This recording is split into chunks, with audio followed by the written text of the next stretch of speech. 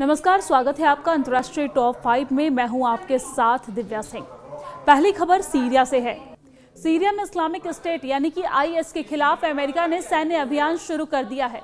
अमेरिकी सैनिकों और एक अमेरिकी नागरिकों की मौत के बाद ट्रंप प्रशासन ने बदले की कार्रवाई करते हुए शुक्रवार को सीरिया में आईएसआईएस के ठिकानों पर एयर स्ट्राइक कर दिया है।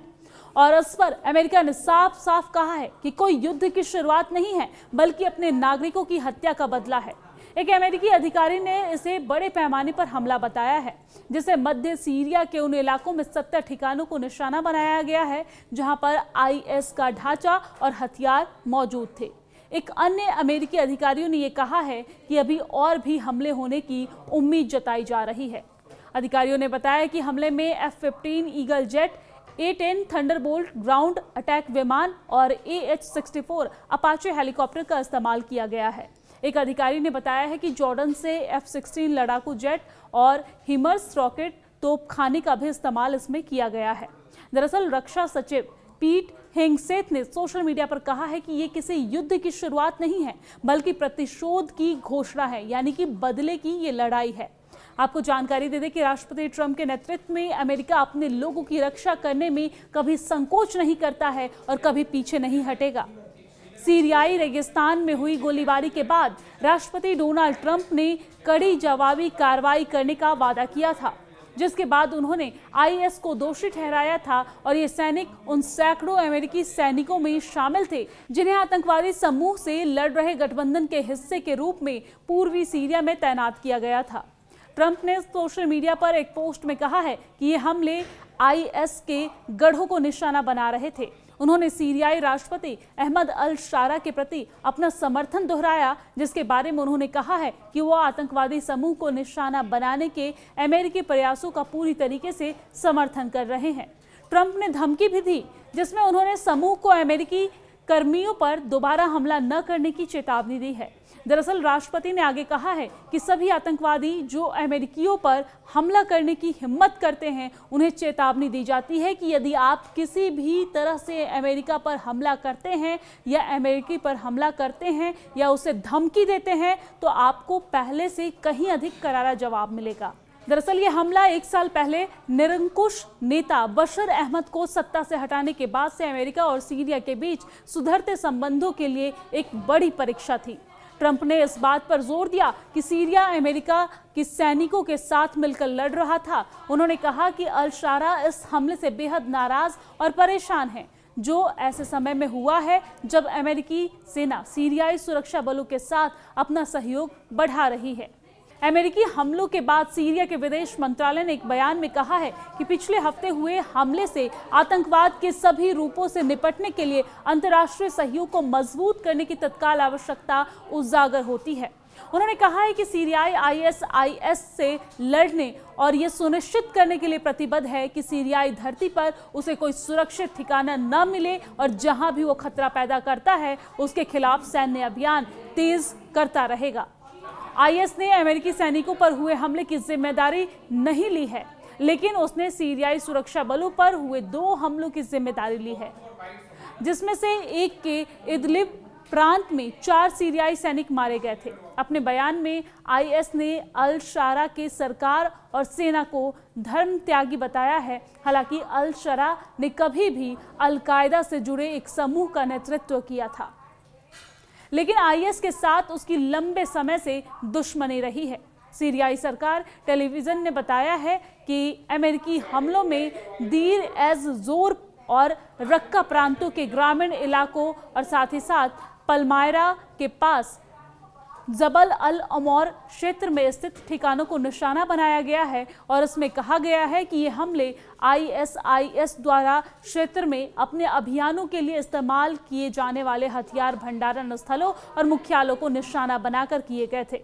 दरअसल इस हफ्ते ट्रंप ने डेलावेयर के डोवर वायुसेना अड्डे पर शहीद अमेरिकी सैनिकों के परिवार से निजी तौर पर मुलाकात की, जिसके बाद वो शीर्ष सैन्य अधिकारियों और अन्य गणमान्य व्यक्तियों के साथ हवाई अड्डे पर अंतिम संस्कार में शामिल हुए। गृह मंत्रालय के प्रवक्ता नूर अल दीन अल बाबा ने यह बताया है कि हमलावर 2 महीने पहले सीरिया के आंतरिक सुरक्षा बलों में बेस सुरक्षा गार्ड के रूप में शामिल हुआ था और हाल ही में आईएस से जुड़े होने के संदेह के कारण उसका तबादला कर दिया गया था। हमलावर अमेरिकी के सीरियाई सुरक्षा अधिकारियों की एक बैठक में घुस गया, जो एक साथ दोपहर का भोजन कर रहे थे, और सीरियाई गार्डों से झड़प के बाद उसने गोलीबारी शुरू कर दी। वही दूसरी खबर अमेरिका से है। अमेरिका के राष्ट्रपति डोनाल्ड ट्रंप ने अब डाइवर्सिटी इमिग्रेंट वीजा यानी कि डीवी प्रोग्राम, जिसे आमतौर पर ग्रीन कार्ड लॉटरी कहा जाता है, उस पर एक्शन लिया है। ट्रंप प्रशासन ने शुक्रवार को डाइवर्सिटी इमिग्रेंट वीजा कार्यक्रम पर तत्काल रोक लगाने का आदेश दिया है। ट्रंप ने यह फैसला हाल ही में ब्राउन यूनिवर्सिटी और साथ ही साथ MIT में हुई गोलीबार की घटनाओं के बाद लिया है। इन गोलीबारी में 3 लोगों की मौत हो गई और कई लोग घायल भी हुए। ये रोक अमेरिकी राष्ट्रपति डोनाल्ड ट्रंप के निर्देश के बाद लगाई गई है।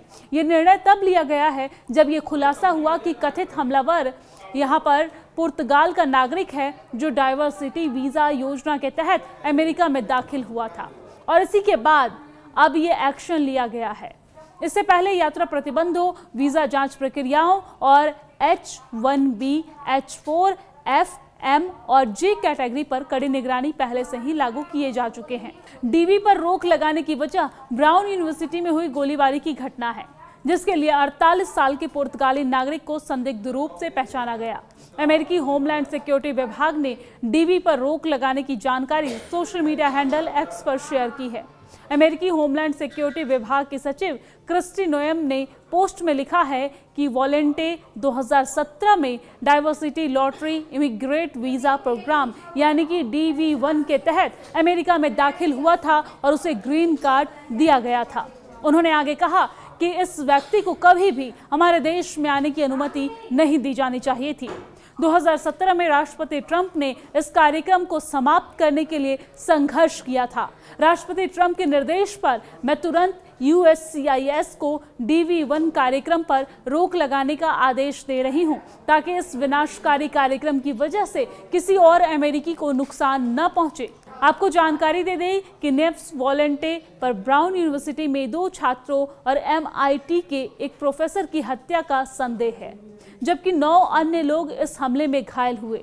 नोएम ने यानी कि क्रिस्टी नोएम ने पहले ही सुरक्षा घटनाओं का भी हवाला दिया और दोहराया कि 2017 में न्यूयॉर्क सिटी में हुआ ट्रक हमला एक ISIS समर्थक की ओर से किया गया था, जो इसी कार्यक्रम के तहत अमेरिका में दाखिल हुआ था। डाइवर्सिटी इमिग्रेट वीजा को ग्रीन कार्ड लॉटरी कार्यक्रम भी कहा जाता है, यानी कि हर साल लॉटरी सिस्टम के जरिए परमानेंट रेजिडेंसी के लिए अधिकतम 50,000 परमिट किए जाते हैं। ये वीजा उन देशों के लिए बनाया गया है जिन देशों से कम संख्या में आवेदक अमेरिका जाते हैं। अलग अलग देशों के आवेदकों की अमेरिका में संख्या बढ़ाने के लिए ये कदम उठाया गया है, खास तौर पर अफ्रीका और यूरोप के कुछ हिस्सों से। साथ ही ये कार्यक्रम उन देशों के नागरिकों को बाहर रखता है जिन्होंने 5 साल वित्तीय वर्षों में अमेरिका को 50,000 से अधिक प्रवासी भेजे हो। इस नियम के तहत भारत, चीन, मैक्सिको और फिलीपींस जैसे देश बाहर हो जाते हैं। इस कार्यक्रम का संचालन अमेरिकी विदेश विभाग करता है। AP की एक रिपोर्ट के अनुसार 2025 की लॉटरी के लिए लगभग 2 करोड़ लोगों ने आवेदन किया था और जीवन साथियों सहित 1,31,000 से अधिक व्यक्तियों का चयन किया गया है। इसमें से 38 स्लॉट पुर्तगाल के नागरिकों को मिले हैं। इससे पहले भी राष्ट्रपति ट्रंप डाइवर्सिटी वीजा के बार आलोचना करते नजर आए, खास तौर पर 2017 में न्यूयॉर्क में हुए ट्रक हमले के बाद। इससे पहले वो इस कार्यक्रम को पूरी तरीके से खत्म करने की मांग कर चुके थे और इसे असुरक्षित बताते रहे हैं।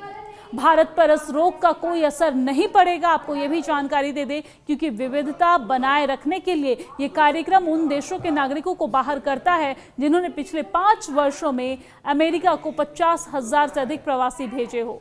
इस नियम के तहत भारत, चीन, मैक्सिको और फिलीपींस जैसे देश डाइवर्सिटी वीजा के लिए अयोग्य हो जाते हैं। तो भारत विशेष रूप से पात्रता की सीमा से काफी ऊपर बना हुआ है। अमेरिकी गृह सुरक्षा विभाग के आंकड़ों के अनुसार 2021 में 93,450 भारतीय अमेरिका गए थे, जो 2022 में बढ़कर 1,27,010 हो गए। हालांकि 2023 में भारत से आव्रजन घटकर 78,070 रह गया। फिर भी ये संख्या इतनी ज्यादा है कि कम से कम 2028 तक भारत को लॉटरी सिस्टम से बाहर रखती है। 2025 की लॉटरी के लिए करीब 2 करोड़ लोगों ने आवेदन किया था, जिसमें परिवार के सदस्यों सहित 1.31 लाख यानी कि 1,31,000 से अधिक आवेदकों का अंततः चयन किया गया।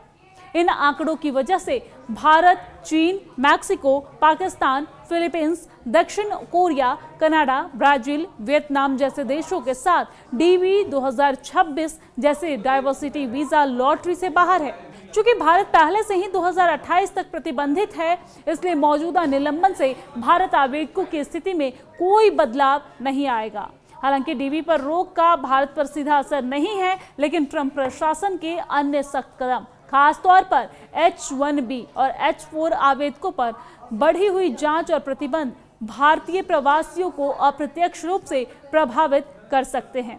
तो डाइवर्सिटी वीजा उपलब्ध न होने पर अन्य रास्तों के संकुचित होने के चलते भारतीय नागरिकों को अब भी पारंपरिक आव्रजन मार्गों पर निर्भर रहना होगा। जैसे H-1B से ग्रीन कार्ड में बदलाव, निवेश आधारित विकल्प, शरण मार्ग या पारिवारिक परियोजना। अगर तीसरी खबर की बात करें तो तीसरी खबर बांग्लादेश से है। बांग्लादेश में हालात लगातार तनावपूर्ण बने हुए हैं। छात्र और युवा नेता शरीफ उस्मान हादी की मौत के बाद देश में विरोध प्रदर्शन देखने को मिला। ढाका यूनिवर्सिटी में शेख मुजीब के नाम पर बने हॉल को उस्मान हादी के नाम पर रखने की मांग उठी है, यानी कि कट्टरपंथी अब बांग्लादेश के राष्ट्रपिता से बड़ा एक जहरीले आदमी को मानते हैं। इस बीच अंतरिम सरकार ने उस्मान हादी के नमाज जनाजा से जुड़े कार्यक्रमों में बदलाव किया है और ढाका समेत कई बांग्लादेश में सुरक्षा व्यवस्था कड़ी कर दी है। सरकार ने हिंसा की घटनाओं की कड़ी शब्दों में निंदा करते हुए साफ कहा है कि कानून हाथ में लेने वालों को बख्शा नहीं जाएगा। अंतरिम सरकार के मुख्य सलाहकार मोहम्मद यूनुस के नेतृत्व में प्रशासन ने हादी की जनाजे की नमाज के समय में बदलाव की घोषणा की है। सरकार की ओर से एक्स पर जारी पोस्ट में कहा गया है कि शहीद उस्मान हादी की जनाजे की नमाज ढाका के जातीय संसद भवन में साउथ प्लाजा में होगी। प्रशासन ने जनाजे में शामिल होने वालों के लिए सख्त सुरक्षा निर्देश भी जारी किए हैं। लोगों से कहा गया है कि वो बैग या भारी सामान लेकर न आए। संसद भवन और उसके आसपास ड्रोन उड़ाने पर भी पूरी तरीके से रोक लगा दी गई है।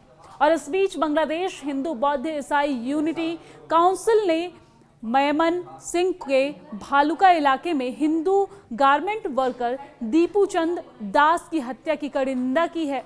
दरअसल परिषद ने कहा है कि 18 दिसंबर की रात करीब 9 बजे कथित इस निंदा के आरोप में दीपू चंद दास को भीड़ ने बेरहमी से पीटा और पीट कर मार डाला है। इसके बाद शव को पेड़ से लटकाकर आग लगा दी गई है। संगठन ने इसे सांप्रदायिक सौहार्द बिगाड़ने वाली जघन्य घटना बताया और दोषियों की तुरंत गिरफ्तारी की मांग की गई है। अंतरिम सरकार ने भी इस हत्या की तीखी निंदा की है और सरकार ने बयान जारी करते हुए ये कहा है कि नए बांग्लादेश में ऐसे हिंसा के लिए कोई जगह नहीं है और इस अपराध के दोषियों को कड़ी सजा दी जाएगी। आपको जानकारी दे दें कि तनाव तब और भी ज्यादा बढ़ गया जब शरीफ उस्मान हादी का शव सिंगापुर से ढाका लाया गया। हादी इनकिलाब मंचों के प्रवक्ता थे और पिछले साल जुलाई आंदोलन से उभरे प्रमुख चेहरे माने जाते थे। मुख्य सलाहकार मोहम्मद यूनुस ने पुष्टि की है कि बांग्लादेश एयरलाइंस की फ्लाइट से शुक्रवार शाम 5:48 पर हादी का पार्थिव शरीर ढाका लाया गया और यहां पर इनकिलाब मंचों ने अपने समर्थकों से अपील भी की थी कि वो संगठन के बाहर से आने वाले किसी भी निर्देश या उकसावे में न आए। संगठन ने कहा कि हादी का ताबूत ढाका यूनिवर्सिटी सेंट्रल मस्जिद ले जाया जाए और न्याय की मांग को लेकर नारेबाजी जारी रहेगी। हादी की मौत के बाद ढाका के शहबाग चौराहे पर प्रदर्शन तेज हो गया। कई जगह पर भारत विरोधी नारे लगाए गए और सोशल मीडिया पर राजनयिक मिशनों के पास पथराव के वीडियो भी सामने आए। कुछ प्रदर्शनकारियों ने अंतरिम सरकार के बजाय क्रांतिकारी सरकार की मांग भी रखी। स्थिति को देखते हुए बॉर्डर गार्ड बांग्लादेश के जवानों को एयरपोर्ट, करवान बाजार और साथ ही साथ होटल इंटरकॉन्टिनेंटल समेत कई अहम इलाकों में तैनात किया गया। अमेरिकी दूतावास ने अपने नागरिकों की सुरक्षा एडवाइजरी जारी करते हुए ढाका में भारी ट्रैफिक और हिंसा की आशंका जताई है। अब चौथी खबर पर नजर डाल लेते हैं, जहां पर चौथी खबर ताइवान से है। ताइवान में एक आतंकी हमले में 3 लोग मारे गए हैं।